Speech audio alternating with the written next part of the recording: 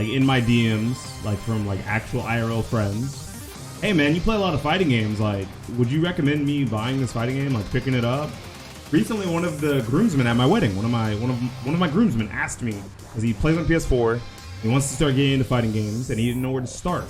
He asked me, hey man, full price as it is right now, do you think Soul Calibur 6 is worth $60? And it was fucked up that it's one of my favorite modern fighting games, okay? Because my favorite fighting game of all time is Ultimate Mortal Kombat 3. You don't have to pay $60 for that game anymore.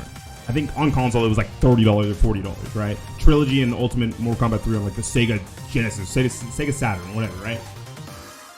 I had to tell him that one of my favorite modern fighting games is not worth $60. I was like, no, don't buy it at 60. Wait for yourself, dude. Fuck no. Tell him that's not worth $60. I was like, casually it has a little bit of stuff, but the online netcode is bad, the infrastructure is terrible, the player base is pretty small, and there's not a lot to do outside of paying for the characters and getting on rank. Right? And even still, remember, you have to pay for the characters and then get on rank. That shit gets a little sore. It gets a little old, right? If you're not in it for the long haul, in it for the competitive experience, fighting games really don't seem to have a lot to offer. It sucks. Like, I remember the days when I was like a kid and we played like casually fighting games like Mortal Kombat Deadly Alliance and Armageddon and Soul Calibur 3 and Tekken 4, Tekken 5 on like a console. And those seem to have a lot more long-term viability. And I think the reason why is because they really catered to the casual. Right? You really got your $40 worth. I joke around a lot about, I paid $60 for Soul Calibur 6, so I'm damn sure going to press a lot of fucking buttons. And that's how I joke around about getting my $60 worth. But instead, I really think that devs should start offering better ways to play their games. Right? And I could say, like, you know, just offer more modes in the $60 package. Right? But here's the fucked up part. Fighting games will never reach the audience they could until good ones. It's hard to adopt a free-to-play model.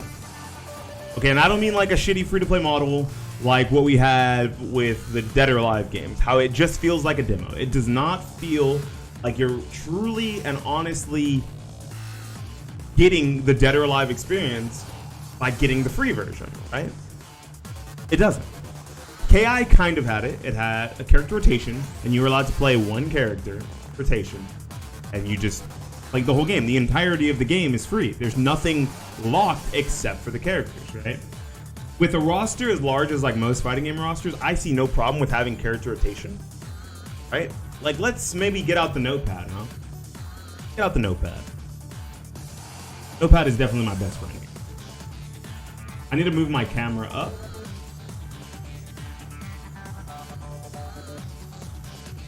And I need to put the background on the chat box. There's no background. You won't be able to see shit. Oh shit. Don't need to move my camera. Damn. Okay, there we go. Now let's open Notepad. Maybe let's make sure we make this big enough, because I always have this problem where I don't make Notepad big enough for you guys to be able to see. No, that's an issue. So format, font. We'll just use Times New Roman. Bold. 48. Yo. And you guys can read this, right? Cool. Nobody even said anything, but I'm sure you guys can read that. That seemed big enough. Oh. What the? Whoa. My computer just freak out, or did it? That was the end of the song? You know, this OST is kind of hitting. Pretty good. So, the problem with free-to-play is whenever people talk about it, they talk about the negatives of free-to-play more than the positives, okay? So let's list a few of the negatives. Let's start with the negatives. Let's get the negatives out of the way because people always want to be negative. Miss Callie, thanks for the rate of 1. Appreciate you, homegirl. You're dope. So let's get the negatives out of the way.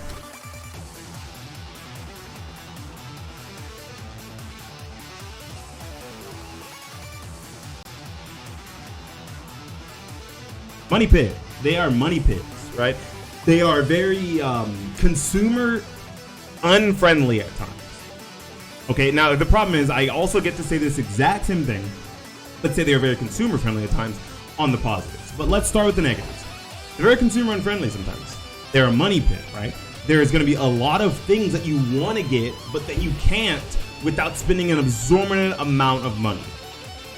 And the reason why I'm listing this first is because this is the thing that people always mention about free-to-play games. Oh, free-to-play games are money pits. They're greedy, non-consumer based ways to like play a video game. And I'm going to tell you that paying $60 for a piece of garbage on launch is just as bad. This same negative with free-to-play games is a negative when it comes to video games and products in general. I paid $60 for Dragon Ball FighterZ. And then after I paid that initial $60, let me move it over here. That initial $60 for Dragon Ball FighterZ, I also still have to continue to buy characters. Be at the whim of the balance patches of the developers. Cannot stick with an old version. You don't like changes? Too fucking bad, bitch. They changed the shit. Get over it. You don't like the Android 16 lost its Oki? Get fucked. You updated the disc, moron. Okay?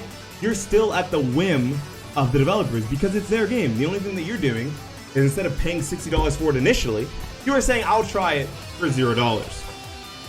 When I try this for $0, if it's good, I keep playing it. If it's bad, I stop playing it. If they make a change that is bad, I stop playing it. If they make a change that is good, I continue to play it. It makes it way easier to talk with your wallet when something is free rather than when something costs money. Because guess what? You pay for a shit product, let me switch games. You pay for a shit product and you're stuck with that shit product. You paid your $60 and you stop playing it because the game does not appeal to you. If this game had been free to play, maybe more people would have stuck with it. Maybe more people would have tried it. Maybe more people would have read the reviews and said, oh, dude, this game's all about the competitive experience. They don't give about casuals at all. Fuck that game. I don't want to play it because they don't care about us as casuals. They only care about I've been saying this for years, my guy, me too. They only care about the competitive players and they only care about Kombat League. That's it. They don't do anything for the, casually minded players. I won't put my $60 on this. But say this was $0 and they had nothing casual in it at all, and you say, dude, what about us casual players? And they just fucking typing on their keyboard, writing code and shit, and put in Motor Combat. That's just like a best case scenario. They put in Motor Combat from Mortal Kombat Armageddon. You're like, dude, I'll play some Mortal Kombat. I'll play some more on Kombat. I'm down. Let's go. Second thing.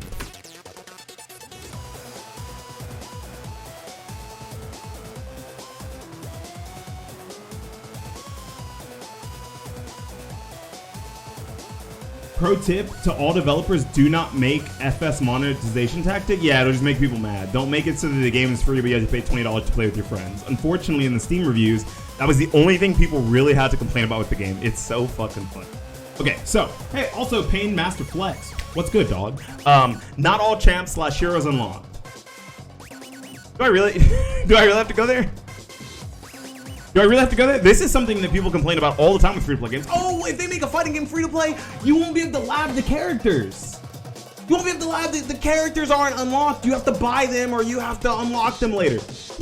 Dude, they already do that in current modern fighting games. I have the base version of this fucking game. I don't have the DLC. I gotta pay another $60 if I want the other DLC characters. And I can't lab them if I don't fucking pay for the DLC characters. I have no fucking clue what they do. Now, I'm going to tell you something.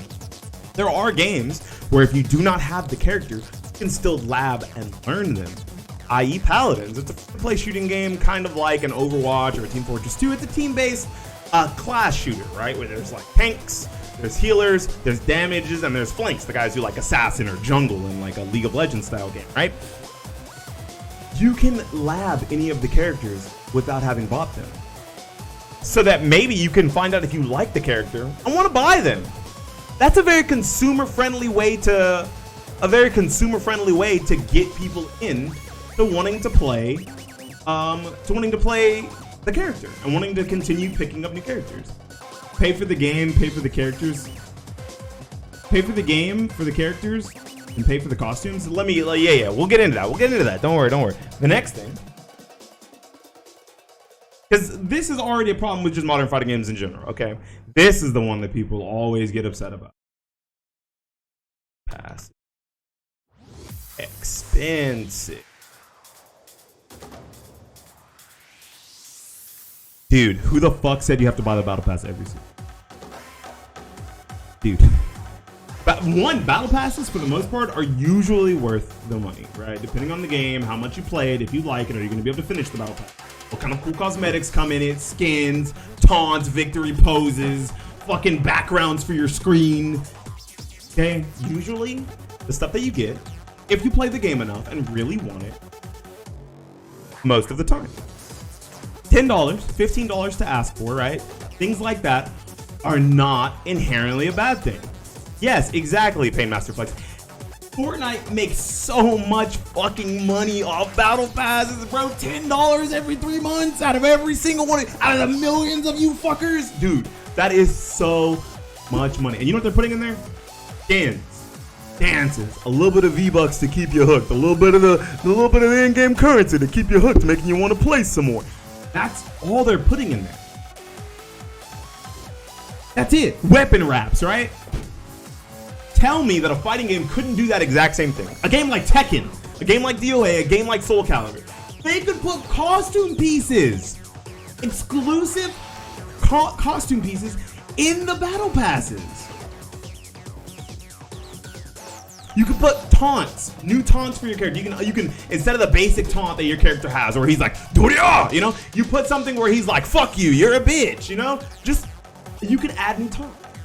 You can add a new background screen that exclusively you get if you made it to tier 100 on the battle pass. That only you have. So when you're streaming, they're like, "Wow, dude, you made it to tier 100 of season 7. That was a hard season, bro. That's crazy." I really wish more fighting games had cool costumes. Costumes. Oh, it's around the fucking. We're in the September, October, November battle pass season. That 3 month span. Where's the fucking Halloween costumes? Put my girl Cammy in a fucking turkey costume. Pain Master Flex. Thank you so much for the follow, bro. Put my girl Cammy in a fucking turkey costume. Manat, she better be wearing that fucking pumpkin spice latte outfit. Come on now. These fighting games already have so much to offer when it comes to skins and stuff that you pay for. You're gonna pay $5 for that fucking Christmas Karen DLC costume. Why not just throw it in a battle pass? Battle passes are actually the way of the future. And that means if you don't like a season, if you don't like where something's going, whatever the developers are doing, you speak with the bullet. You didn't pay $60, you're paying $10 every 3 months, $10 every 2 months, $10 every, $15 every like 6 months, whatever it may be. For the battle pass. And if you don't like, I'd pay $5 to change reused gloves to being blue. Yeah, you see. Perfect example of a fighting game player here. Good to me. Yeah, I'm on this grind too. Just started streaming about a few months ago. Yo, can you guys go follow Pain Master Flex, please? I'm gonna drop you a follow. Where the fuck you do that? How do you follow people? It's gonna open your thing. Oh, it's gonna open on my other monitor. Okay, that's fine. Whoa, dude, you're already at 116 followers? And you have a subscribe button? Let's go, dude. Hell yeah. Nice. I'll try to catch a stream sometime. Why do you think a lot of fighting games are not free to play? Because most Japanese developers are archaic. They did not want to do rollback until we forced them to do it. They did not want to have good lobbies until we forced them to do it. They did not want to have shitty monetization practices, so we forced them to do it. Okay, you see all of these same reasons, like all these things. If you just complain about something, it'll get fixed. It's not that free-to-play games do not make money.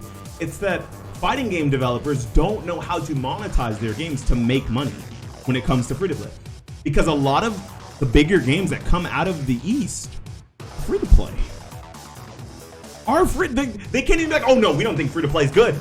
There's no way free-to-play could work. Look around you. Read the fucking room, my guys. Look at Fortnite. Look at League of Legends. Look at Rocket League. Okay, look at all of these badass free-to-play that are making and have such a big market share. They don't just have a big market share because, fighting games are hard. They have a big market share because they took a plunge and said, you know what? Maybe people will like our game and support it. Maybe people won't. We'll just try to keep supporting it until people do like it. You can make a fighting game easier if you want. If you really think fighting games are so hard. Fighting games are so hard. So if they're too hard, no one's going to want to play them. Perfect example. Face Strike's not hard. And it's free to play, but it still doesn't have a large player base because 1, the game is fucking dead, does not have a lot of active dev support. And 2, the monetization system's really weird. Okay? Thank you. Are you sure I don't make money? That's what they're looking at you like, yo, dog, yo, come join the shiny side, nigga. Like, it's working. Free to play is not niche, but it's something. No, free to play is not niche. That's not true at all. Free to play isn't a genre, it's a monetization system. Free to play fighting games are niche because fighting games have not taken the plunge into making a free to play model work in their games. You're telling me if Tekken was free to play and you have to like buy you could buy costumes, you could buy like different taunts and skins and like animations for not animations but like color trails on your punches and kicks, people wouldn't do that? You're telling me they wouldn't? You're lying to me? You're definitely lying to me. Yeah, fighting games are definitely niche. Hey, what up, Lilith? How you doing? Thanks for the alert. They're very niche, but I don't think that that's like the real issue. They're niche because you want to know why they're niche? You want to know a big reason why they're niche? People think fighting games second reach. A lot of people have to ask themselves, is this worth $60? When I can go play Fortnite, another competitive 1v1 style, multiplayer style game, this costs $60 for you to hop online, not know what the fuck you're doing yet, and get taunted and teabagged and mercied by some bitch ass Garrus who's gonna mercy you. It's randomly going out sometimes. I'm moving too far away from my microphone. I apologize. Hey, yeah, I'm doing great, love. I hope you are too. So Caliber is practically built for free to play, but some of the ask for 60 bucks. Yeah. I don't know how to not get mixed in a 3v3 fighting game. But here I am paying $60 for this game that has the cool Dragon Ball logo on it, and I might like it and I might not. And you should have to ask yourself, is this worth $60? And every time, casually, someone asks me, is a fighting game worth $60? I have to cry a little bit inside and say, no, wait for a sale, or no, go play a different game that appeals to casual. If you hold back, you can block attacks. I'm not trying to do all that. Yeah, I'm not trying to do all that. There's not hackers running rampant in Fortnite, though. Yeah, there's not hackers running rampant. Go play Smash. Smash is fucking $60. Dude, Smash is $60 and I have to pay for all the DLC? Bro, that's ridiculous. What? But it's a Nintendo IP. Nintendo will never go free to play. Okay? Fighting games are niche. Fighting games are very niche. But they are only niche because they still have a price tag that most other competitive / multiplayer games do not have anymore. They don't even they rarely even attempt free-to-play weekends. Do you know when the biggest spikes happen for Street Fighter V? When they have fucking free-to-play weekends. Have you seen the Steam charts on the free-to-play weekends for Street Fighter V? It is insane. What up, Wint Madness? How you doing? What's cracking, big dog? So whenever there's a free-to-play weekend for Street Fighter V, the player numbers fucking explode, and then new people come and try the game.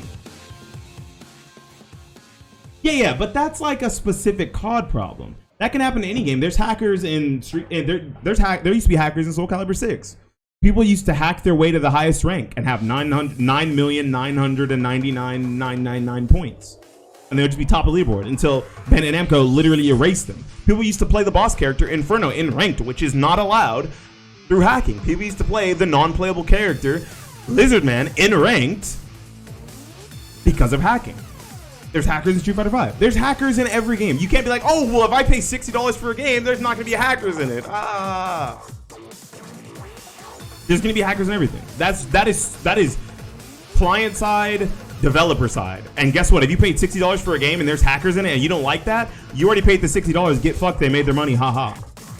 But if you didn't pay $60 for a game, get good nerds. If you didn't pay $60 for a game and there's hackers in it, you can just go. Let me move back to the red screen. Go here, right? You go over to your handy dandy Steam. Okay, you open the shit up. You open up your Steam. Okay, we're getting Steam open now. Give me a sec. You open the shit up. Okay, we go to library. You click the button. Right, there's hackers in Brawlhalla. What the fuck, dude? I'm so glad I didn't pay for this game. You go to properties? Oh, my bad. That's not how you do it. You go to manage? You go to uninstall and you hit uninstall. You hit yes here when I ask you? And then you don't play it anymore because you didn't fucking waste $60 on it. Yes, I actually legitimately just uninstalled Brawl.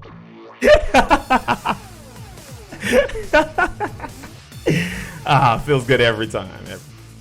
That's a very popular fighting game. I personally don't like the way that it feels, the way that it looks, right? But it's a very popular free-to-play fighting game. You're gonna have to download it again? Oh, don't worry, I won't be for a while. I download whenever someone asks me to play with them. You uninstalled to get ready for Brawlhalla 2? True. Absolutely right. Yeah, so I think that the hurdles that free-to-play fighting games have to feels very artificially popular. It's popular because it's on every device and crossplay and free-to-play. It's on every device, it's crossplay and free-to-play. And it does have a ton of money in it. And do you know why it has a ton of money in it? Because the casuals are whales. Ooh. Promote. For anyone who doesn't know what whaling is, let me make a sick example real quick. So, brand new card game launches on Steam. Artifact 2 comes out and it's way better. A normal person is going to take the free-to-play route, or maybe put in $20 and see where they can get, and packs through the battle pass, through ranked, whatever, shit like that. A whale is going to say, fuck it, I have a YouTube channel. Hey, welcome to my channel, guys. We're going to spend $3,000 on artifact packs. And then they do that. A new set comes out. Hey, guys, we're going to make sure we have a full playset of every card in the new pack for Artifact Dimension 2. And then they do that. That's a whale. Now, for Artifact, true. Okay, so here's the thing. Whaling is bad. If you don't have the money for it, if you don't have the resources for it, that is just a gambling addiction. that has nothing to do. That has nothing to do because I was pretending to be a YouTuber. Okay, YouTubers, all the cool YouTubers I watch are like Australian or British. So I was just being a YouTuber. If you have the money to whale and you have a gambling addiction, do so. But that's not a problem with free-to-play gaming. That's a problem with gambling. Okay, you should seek help. Spending tens of thousands. Now, that has nothing to do with the game itself. It has everything to do with people having addictive personalities where they just want to get the dopamine hit from something and feel like a fucking crackhead. Okay? It's the same way. That could happen in anything. They make skins in a fighting game you paid $60 for. You pay $60 for Mortal Kombat and they start releasing all these crazy skins that you want. You're like, dude, I need them all. Bro, I need them all. That can happen whether the game is free or whether the game costs you $120 or $60. So I hate that like a lot of these complaints about free-to-play games are very bad. Also, whaling isn't bad.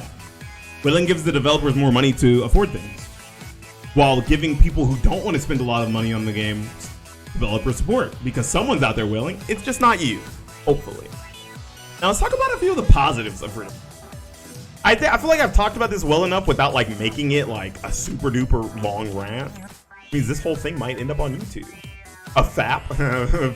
Positives of FAP. Whaling is bad, no it's not.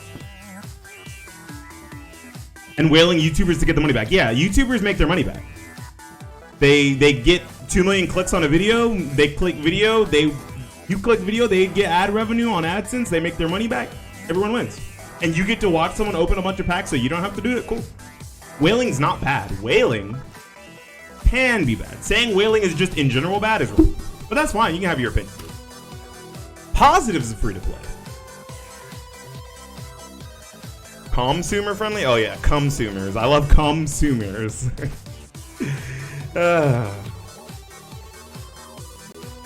Free-to-play friendly. I mean, consumer friendly. This is like the #1 positive of free-to-play. I don't know if you guys understand this. Okay, I'm sure you guys do. But everyone else needs to understand this. If a game is $60 and it sucks, you already paid $60 for it, you got fucked. Maybe they'll fix it later. They won't. You tried a game for free and the game sucks. Only person who's getting fucked is the developers, because they have to put in more money to fix it or turn the server. Yeah, if a game pushes people to do it, then that's bad. But if a game's not pushing people to do it and people are doing it for their YouTube channels, they have a gambling addiction, because they want that super nice waifu skin that's really hard to get, and they really, really want it and have the money to afford it. Do it.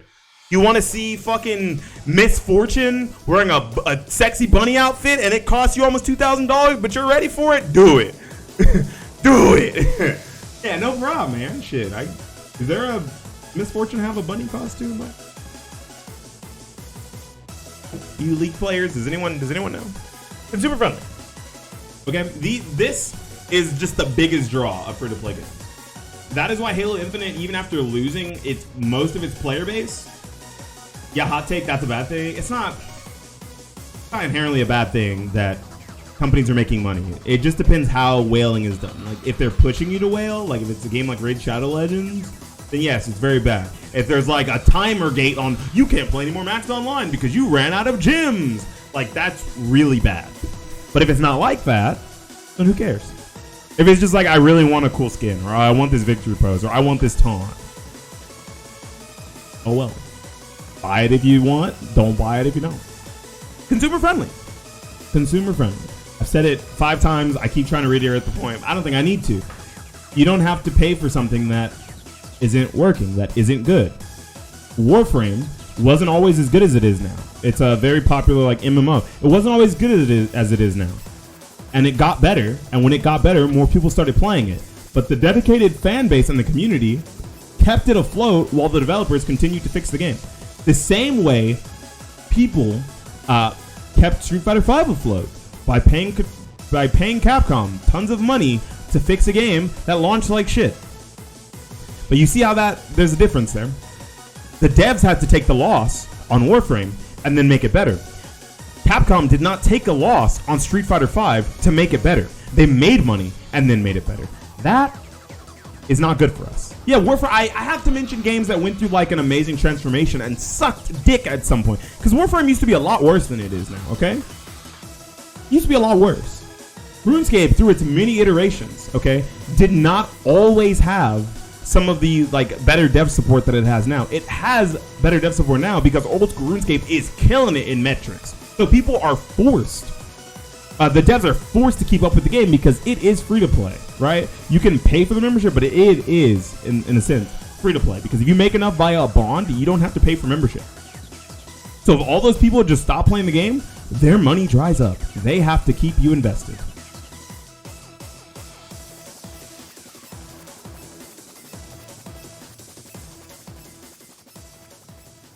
Oh, let me put this in quotations. Or, yeah, quotations.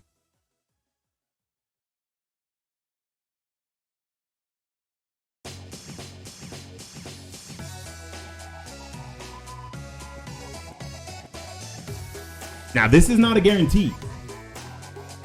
This is not a guarantee.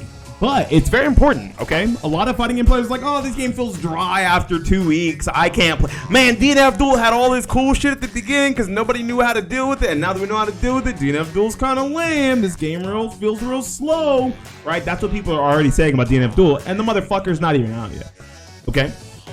But usually, free-to-play games are forced, if they want to be good, if they want to be stable, to have constant updates / support. I put 3 P's in support. Oops. Thanks for reminding me. Mr. Sup. Yeah, 3 P's in support is way better than 2 P's. More PP, you know? That's what it's all about, more PP. I'm sure someone's going to clip that out of context. God damn it. Anyways. With more support, right, with constant updates and constant support, even if there's a patch you don't like or something, there's usually a way that you're going to be able to get out of it. League of Legends has updates every 2 weeks, every month. And that patch too often, I quit Shadow vs. Hearthstone because they started patching way too frequently, but that's because you're a fighting game player at heart. You're used to these old going mood ass games where you fucking play it forever and you understand everything, and a new person who hops into that fucking stale water just dies. That's why. But that's fine. That appeals to a certain type of player. Now, the thing is, if there is constant updates, like a meta is never really learned or settled at any point and no one got to develop anything. Yeah. See, so that's exactly what I just got at. Is like, you want that honer experience, not that innovator experience, like the Gerald video. there's definitely a point where patching too often, not that context, trust me. There's definitely a point where patching too often is a bad thing, right? But these patches don't have to constantly be nerfs and buffs to cards or to decks or to characters or whatever, right? I pointed behind me because Solomon's on this stick, right? There's a character on this stick. It can straight up be events. There's a new Street Fighter 7 comes out and it's finally free to play. And there's a new event called Zoners Only, right? And you play that event and it's a separate mode from ranked and you get like challenger points and you can unlock skins with those challenger points because and the only play styles available are zoner characters. You can play Shotos and all the zoners, and that's it. Or there's a game where it's rushed. There's a new mode where it's rushdown characters only, where everyone's fucking playing Balrog and Ibuki and Dudley. Okay, like that. That's pretty cool. Players of the Storm, the last tier they added was 2 years ago. Holy shit, dude.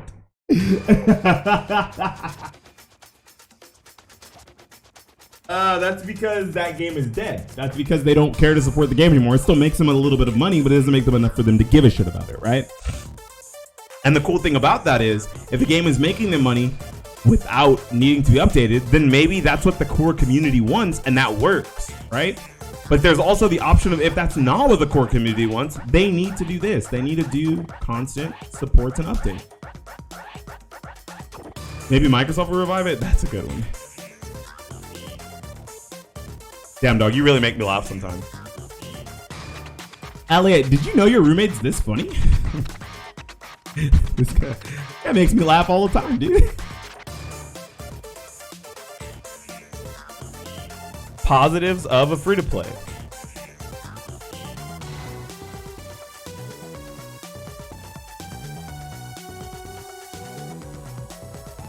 He tells me this every time, so yes. Fuck. Now, if a free-to-play game is good, there's usually tons of content and skins. And we know how much you fucking fighting game players love skins and content. So many of you guys complain that there's not a new mode, not a new way to, and like, this mainly appeals to the more casual audience, the content part, right? Like, we don't need a big grandeur cinematic story like Mortal Kombat 11. What we need is constant challenge towers like Mortal Kombat 11 has. I think the challenge towers are like one of the coolest things that a free-to-play game could do, right? Or like a giant boss rush mode where you and your friends have to take turns tagging out and fighting a giant boss. Grand Blue Fantasy Versus had a lot of those things too. These games weren't free to play, but they have the makings of things that could go into a free to play game and make it more casually successful. Mortal Kombat 11 and Grand Blue Versus, that is, right? Those modes appeal to casuals very, very hard. Yeah, actually that's very good content. You're right. I know. That's why I mentioned Grand Blue Fantasy Versus and Mortal Kombat 11 there, because in those two regards, they have very cool content. With new bosses and stuff too. Thank you. See, look at that. I'm glad we're all on the same page that Grand Blue Versus has good content, okay? And a lot of that content feels very casual and free-to-play focused. Like, all that stuff could easily go into a free-to-play game, and people wouldn't bat an eye. They'd be like, this is a cool mode. Nice. And they could even have them rotating so that to keep things fresh, or add new things to the mode to keep things fresh, keep people playing the game. I'm tired of ranked for the day. Let me go do some of the single-player stuff. Maybe they have... oh shit, daily challenges. I'll just leave that with tons of content because daily challenges are pretty cool, right? Like, so if a game is free to play, there's always things that you have to try to do, right? You have your dailies in like things like RPGs, things like card games, right? Yu-Gi-Oh! Master Duel is a perfect example. I haven't done my dailies in almost 2 months because I haven't been playing the game because I think it's pretty still right now, but that's a Yu-Gi-Oh! Problem, not an always fighting game problem. Win 1 ranked match, win 2 ranked matches. Land an anti-air. Finish off an opponent with a super, like just random shit like that, so that it makes it, and it doesn't even, it's really not even content, but it really makes people feel more engaged. PvE alternatives to PvP play, true. For FM, I don't know what FM is, but don't mention free to play to Street Fighter players. I don't know what FM is.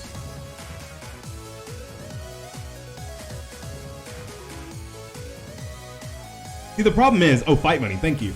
The problem is Street Fighter 5 was really set up like it should have been a free-to-play game, and then they just kind of ditched it. Made fight money really, really hard to get. Street Fighter 5 already had the makings of being a great free-to-play game. Yep. I agree. Yeah, it already had the basis to be a great free-to-play game, right?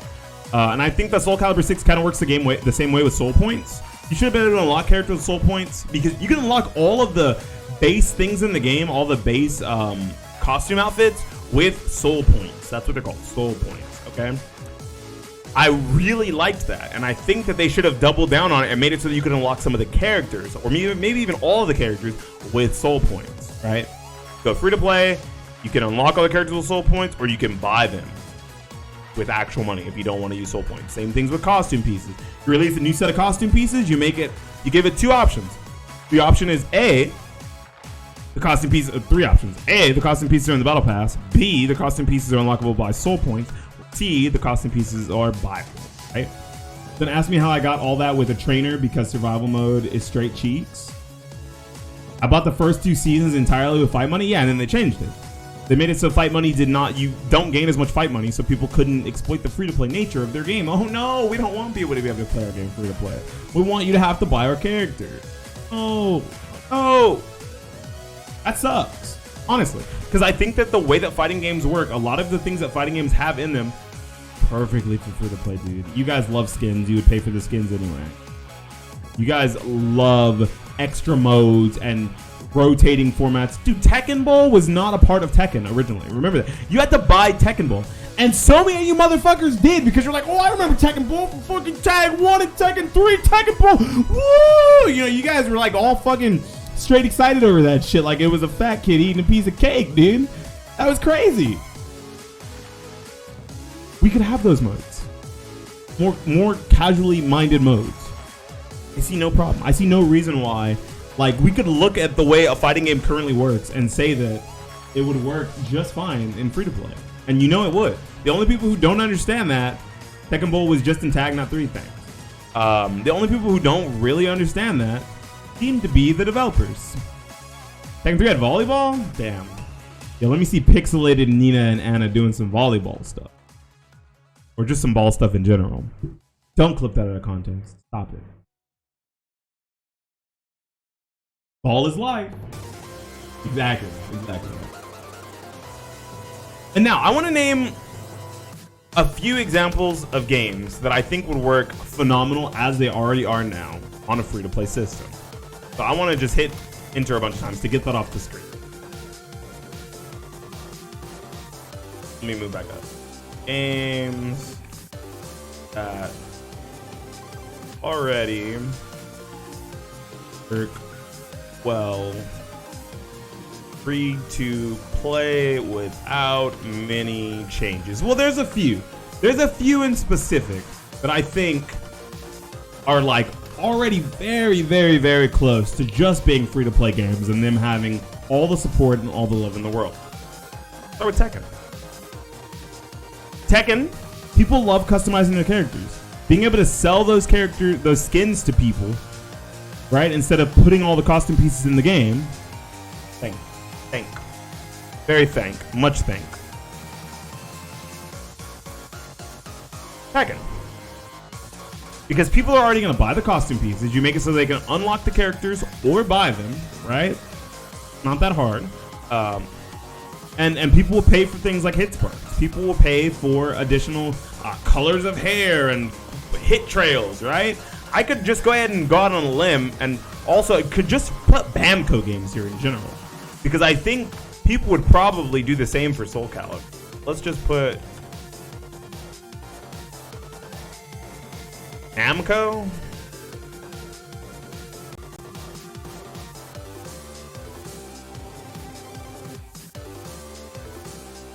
I'm too lazy to type all this shit, alright? Bamco.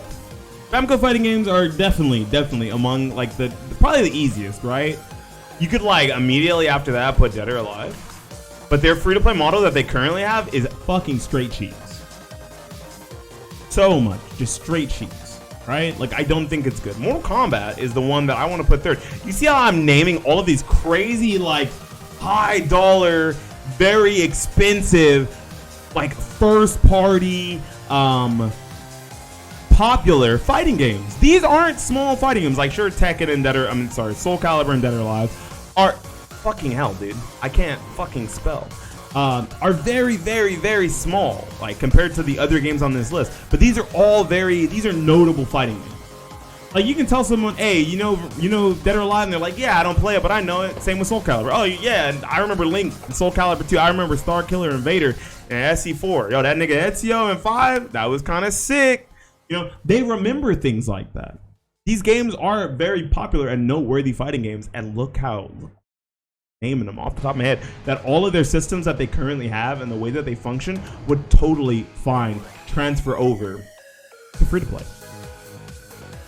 The only thing that they'd have to do, Link was the shit. Link was pretty cool. Unfortunately, he was low tier, and so was Spawn, and so was Heihachi. But they were all pretty cool characters. Yeah, so all they need.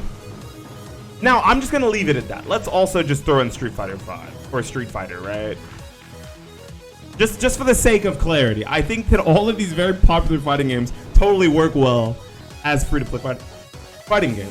What do they sell it? Right? What did they sell you on? He was lit, but he sucked. He sucked. He was very bad. He didn't have 2G. He couldn't 2G. He couldn't 2G and he couldn't parry. He could only GI. Heihachi sucked. So he was cool, but he sucked. What did they sell you on? Skins. Comms. Victory poses.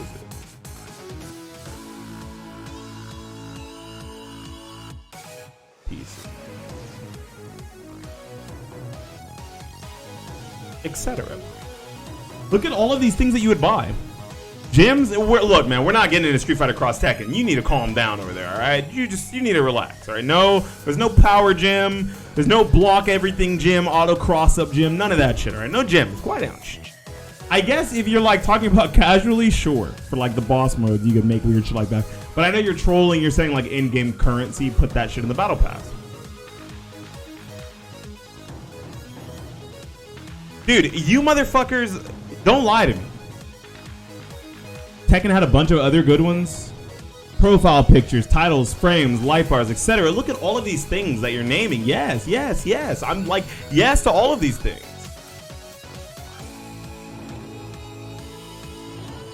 Let me just put that down.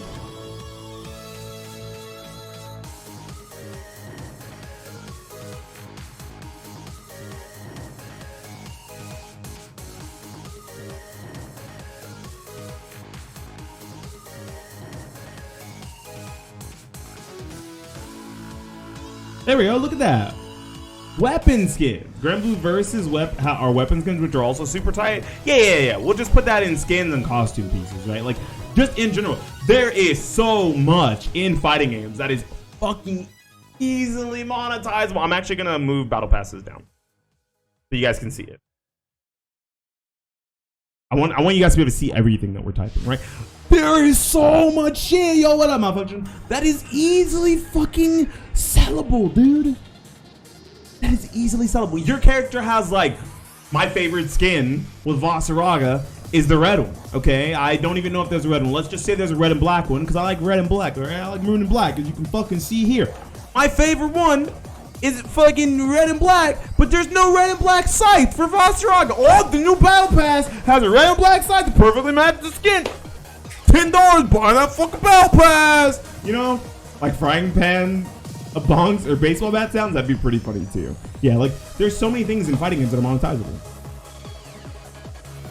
People used to buy easy fatalities in Mortal Kombat 10, bro. Like, you're not gonna tell me that people won't buy the shit that you put in the game that's extra in a fucking fighting game, bro. People used to buy easy fatalities, bro. All it was you buy easy fatality token, you'd hold R2, and you fucking press one of your buttons on your fucking face of your controller. And you can do fatality easier, man. People fucking pay for that shit. What? You make all soccer themed skins when soccer season is afoot, right? People still buy these fatalities. Yeah, exactly. You make all basketball themed skins. Dude, you put Ryu and Laura and Chun-Li and Cammy in basketball outfits with actual NBA numbers on the back, where you license NBA numbers, you put that shit on the back, bro. People are gonna nut. All right, people are gonna fucking. You put Ryu and LeBron James's number, bro. It's over. People are buying that shit. All right, all the niggas who love basketball but also love Street Fighter, I'm not paying for Chunner in an NBA outfit, but would you pay for her in a volleyball outfit? Would you pay for her in a soccer outfit? I'm just saying there's so many things that they could throw out there that are possible. Maybe you wouldn't, but somebody else that loves basketball might. Yes? Stop it, you fucking pervert. You know what I mean? But that's what I'm getting at. Is there's so many different types of skins you could sell. Reverse taunts, right? Like, so saying you want Ryu to have Dan's taunt. You pay for that. You buy that. Victory poses, you get like from victory poses. Different costume pieces. You can change Ryu to not have the headband anymore. You fucking new skin, headbandless Ryu. Fortnite dancing, stop it. Different color life bars, previous season life bars, profile pictures, or even if you make it to tier 100 of a battle pass or a fighter's pass per season or whatever, you get like a new fucking frame around your character or on your character's thing. I pay $5 to floss mid-match, me too. Or Orange Justice, yeah, probably. I'm not gonna front. I probably would. I probably would too. I'm not gonna front. Why are you using the wrong pog? Aliad, I'm upset with you. Why the fuck are you using the wrong pog? Why are you using the wrong pog? I'm fucking mad at you.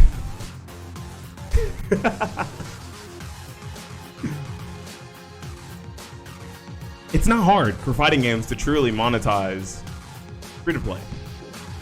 They just haven't gotten around to doing it properly, and it's insane. It's insane. I pay $5 to change the makeup on Anna. You have a problem, but sure, yeah, that's fine. That's fine. Makeup customizer for all the ladies. Each individual one, $2 per character. You want every female character to possibly come out in the entire life of the game, $20. Well, that's a steal. There's already like 8. There's already like 8 fucking waifus in the game, bro. If 2 more come out, this is value. You know, like.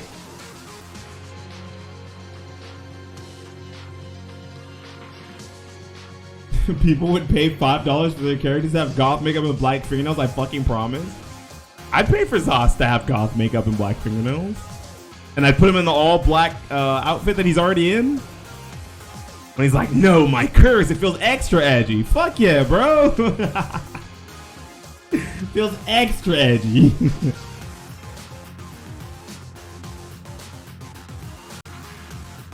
When Siegfried says, "Now you know my pain" with goth makeup on, you feel that shit extra heavy, dude. Extra heavy. You gotta love it, dude. You gotta love it. It's funny that, like, I'm so right, but it's like not even like me trying to be funny. Call that black on black time? Exactly. My abyss shall take you. Black on black time. Exactly. You're spitting.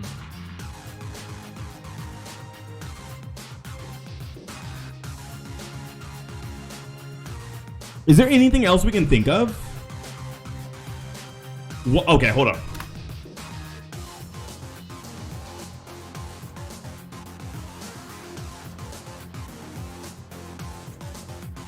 Let's ask 2 more questions. What's the risk for consumers? What is the risk for consumers? If a fighting game that is very popular, like Mortal Kombat or a Street Fighter or Dead or Alive or a Soul Calibur Tekken comes out tomorrow and it's not good, what are the risks for consumers? There's only one I can think of. If I'm being quite honest, there's only one risk I can think of. I want someone in chat to maybe think of a risk for consumers.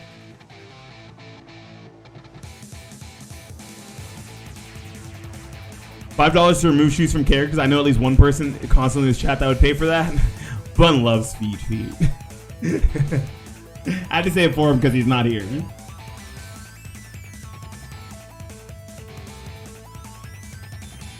Does anyone know the one risk I can think of? Anyone?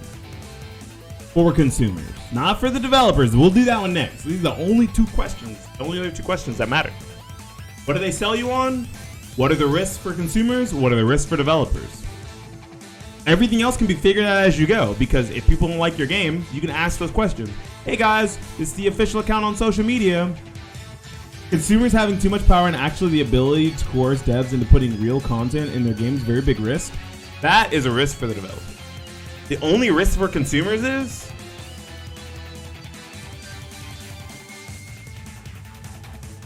developer. I can't spell, dude.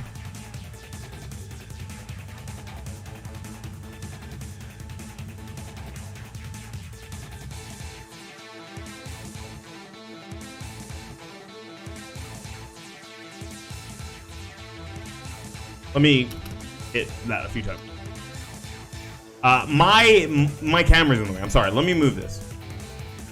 That is the only risk for consumers. That if enough people really, truly, honestly don't like your game, even free to play, that the developer support just ends and turn off the servers. Game. That's it.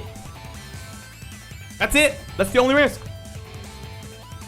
There's no other real risk for the consumers.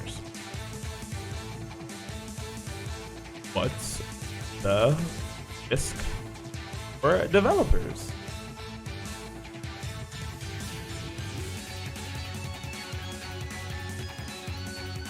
I mean, franchises like MVC died and it was pay to play. So exactly. Yeah. No. But they haven't turned off the servers. You can still play the game online, right? A lot of these pay to play fighting games, they don't turn off the servers for forever.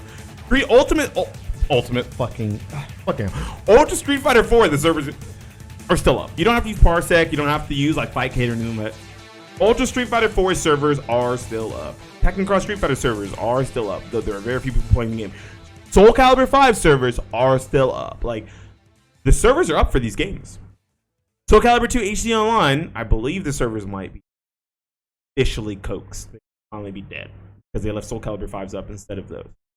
The two free-to-play Soul Calibur and Tekken games, Tekken Revolution and Soul Calibur. I don't remember what the Soul Calibur free-to-play game was called. I didn't fucking play it. It looked bad, so I didn't play it. The servers are down, right? So if you like Lost Swords, thank you, Lost Swords. No one said it, but I remembered. Thank Beanie, right? There could be one guy out there out of the millions of people who played the game who didn't fucking like Soul Calibur Lost Sword, who loved Soul Calibur Lost Sword. The game is dead. Same with Tekken Revolution. The game is that's like the one big risk for consumers. That's it. And that's truly, honestly, the only real risk for consumers. Now, for developers, what are the risks you guys can think of for developers? I can already name one.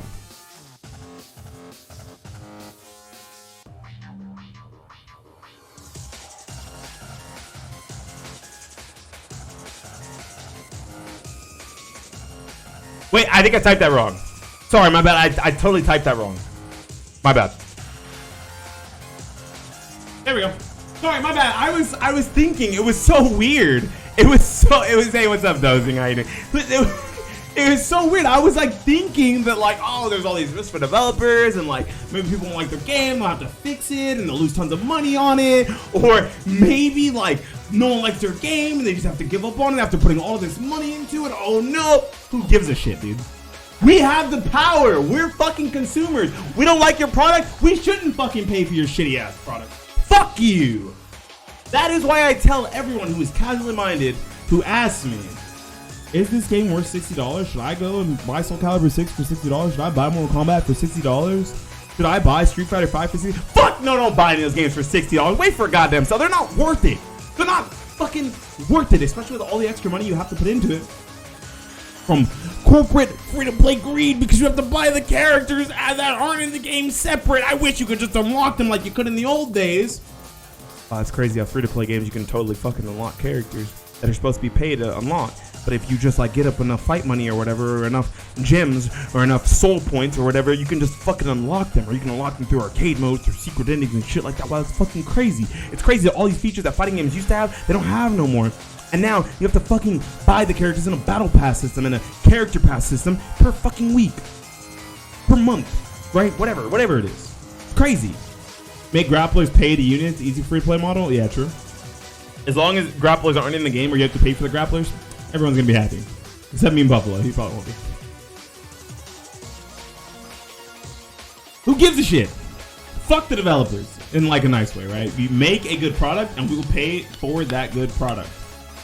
Anyone that likes unlocking characters has clearly never tried to unlock Lizardman in Soul Calibur 2. I had all the characters in Soul Calibur 2. On PS2 and on...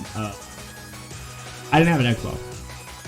So it was like no problem. I didn't give a shit. I didn't care. You know, and it's weird. I go back and I try to unlock characters. Like, I try to, like, do the same things I did as a kid, right? Like, so I have an old emulator. I have an emulator. I own the game that I emulate, haha. And I'm just, like, dumbfounded how hard some of the levels for the games that I completed as kids were. I'm just like, this game is fucking buggy. How did I beat this? And as a kid, I was like, damn, I suck. I can't believe I fell through the level there. That's crazy. Making says zoners can pay extra to get more range on their attacks. Stop it.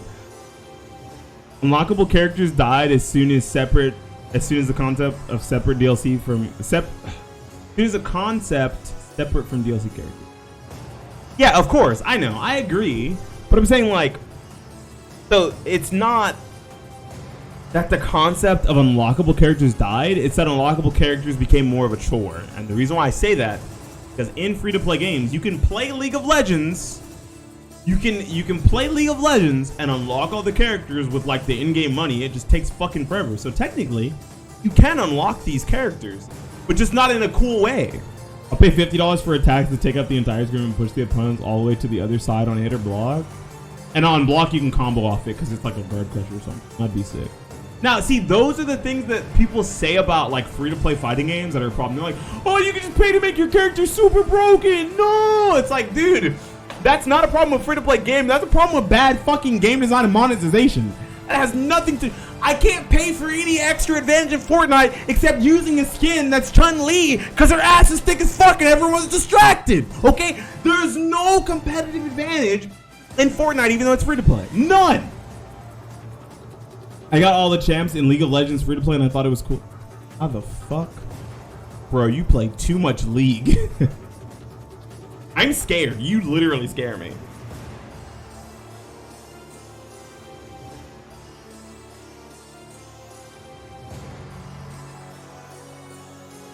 You scare me.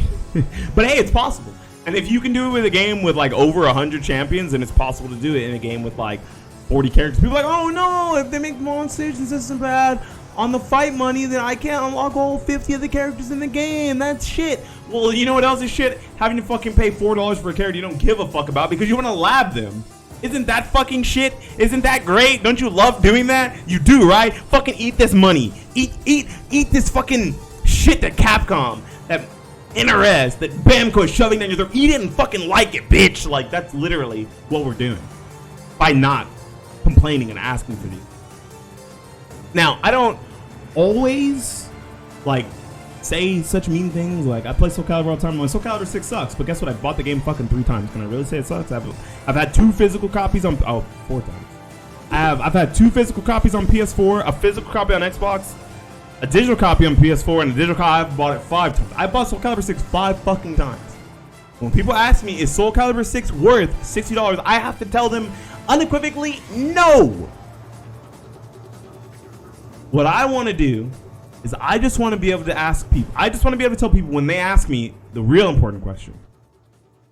Is your favorite fighting game worth trying and playing? That's all I want to be able to do is say yes. And until they do away with this archaic, god-awful system of bad netcode, bad lobbies, and bad monetization on top of $60, I can't say yes. An idea would be having the option to pay to lock moves, not mashing a bad button on accident. No, see, these are like all bad monetization systems that you guys are memeing about. Shut the fuck up and stop.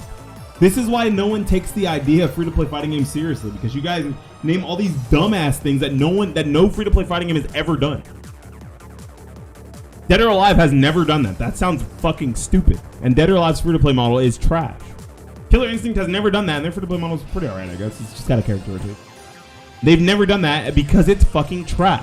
Fantasy Strike is free-to-play. Brawlhalla is free-to-play, and their free-to-play models have never done that because that idea is fucking trash. Stop memeing for 2 seconds. I know we're on the internet. I know we're on Twitch.tv. So what you want to do is you want to tie something that you think is funny and is going to get streamer man's fucking opinion. Okay, it's gonna get my opinion, it's gonna get my attention, to make me rant about it. I know that's what you guys want to do. You guys want to fucking bait me, but stop for fucking 2 seconds so that you can enjoy the games that you love in an easier fashion. Wouldn't it be sick if all those fighting games you wanted to try were free to play? So you wanted to pay $60 for them. If they fucking suck, you just do this. You take the fucking. Wouldn't that be sick if you didn't have to do that after you paid $60 for a game? It would be, right? That's what I'm saying. So please, for the love of God, be just be some. I like memes too. I love memes. Memes are sick, bro. I love that meme of the wet pancake that I sent you, Elliot. I'm sure you've seen it. I love memes. Memes are sick, dude. But shit, we got to be serious about it. Just like we were serious about asking for netcode. Some people are very serious about asking for crossplay. I think we should be very serious about asking for games to have better monetization, whether it's being cheaper, right, and then having free-to-play elements, or just being full-on free-to-play. I think people wouldn't even complain if the base startup cost of a game was like a Kickstarter and it was like $20 to try, and everything else was on a free-to-play model. I don't think you guys would be complaining. I think we would all be more willing to try fighting games, but the problem is casuals are not, and people who don't know if fighting games are good or not are not willing to try that. The League of Legends fighting game is going to be fucking huge, even if you don't think it's going to be, because it's going to be, guess what, free-to-play. So it's going to be huge, because there are tons of people who play fighting games. Shut up, Mexican man. Get your fucking ass out of my chat, you dumb bitch. Nice. That's kind of racist. I can't be like, shut up, Mexican man. Holy shit. Not my fault. Okay, what was I supposed to do about that? What was I supposed to do? Anyways, I think we got like some ads. I didn't ask for those, but we've been streaming for an hour. So some of you guys might be stuck in an ad. Yeah, I know, dude. I don't care. I live in a city filled with Hispanics. I can't be fucking racist. I have straight up homemade Mexican salsa in the fridge, and that shit's delicious. I'm not racist. My wife's Hispanic, dude. Maiden last name was Olivares, all right? But it's not anymore. It's Sereno now. Get fucked. She'll let her keep her last name, so I really didn't feel racist. I didn't tell her she had to change it, to be fair. I'll tell you one thing, I wasn't gonna change mine. I like my last name. My last name is sick, dude. So, in a recap, we've been talking about this shit for like a fucking hour. People always talk about all the negatives of free-to-play without mentioning the fucking positive. People always act like it's so hard for fighting games to have a free-to-play model when that's entirely untrue. And there are so many things that you fuckers buy even after paying for $60 worth of game. Okay? Like, legitimately. We could even put in here extra characters and people would still buy them. If the game was free and it came with like the 8 base characters and the other ones rotated in, you guys would still fucking pay for the characters. You would still do that, okay? Like, don't lie to yourselves. There is so much more risk for a $60 game as consumers than there is if a game is free to play. And that is definitely something that we should be thinking about as consumers. What is the big risk? Developer Resort dries up and the franchise you love dies. I play Soul Calibur 6, bro. There's like 200 people online at the most max, and it had over 100,000 copies sold. Over 200,000 copies sold. I think it had over 1 million copies sold. Something crazy like that, okay? What's the risk for the developers? Who fucking cares? Make a good game, okay? This is all you need to know about free-to-play fighting games, about free-to-play models in general, is that they actually promote a healthier gaming experience. And it's fucked up to say that because so many of you want to disagree, but there are certain types of games now that should just be free-to-play. I don't think that your story-driven, narrative-focused game should be going free-to-play. Fuck no, because you're paying for an experience, okay? Dozing, I'm gonna time you out, all right? Time you out. You're memeing. Stop fucking. You're getting timed out. All right. I'm tired of your shit. Because that doesn't matter. That's not what Fortnite does. That's not what Brawlhalla does. That's not what Fantasy Strike does. Okay, we're not talking about fucking Raid, Shadow Legends, and your trash ass fucking mobile games like Genshin Impact that lock you behind stuff and let you have daily gyms or daily energy. We're talking about a good, honest multiplayer free-to-play experience. Apex Legends doesn't do that. Warzone doesn't do that. Okay? Card games don't do that. Look at all the plus sides for consumers. There's so many. Look at all the monetization methods for the developers that you're already fucking paying for a lot of times anyway. Free-to-play fighting games would be sick. As long as they're monetized well, and just look around and read the room and look at their peers and what they're doing, free-to-play fighting games are not some super far-off future that's never going to happen. They can be now. They can literally be right now. If people would just pressure developers enough. This is probably one really long-ass YouTube video unless I can get someone to edit it down. But for the YouTubes, this is Beanie Thuggish. It's been a few weeks since I posted a video. Signing out, saying peace, saying subscribe and like the video. Deuces.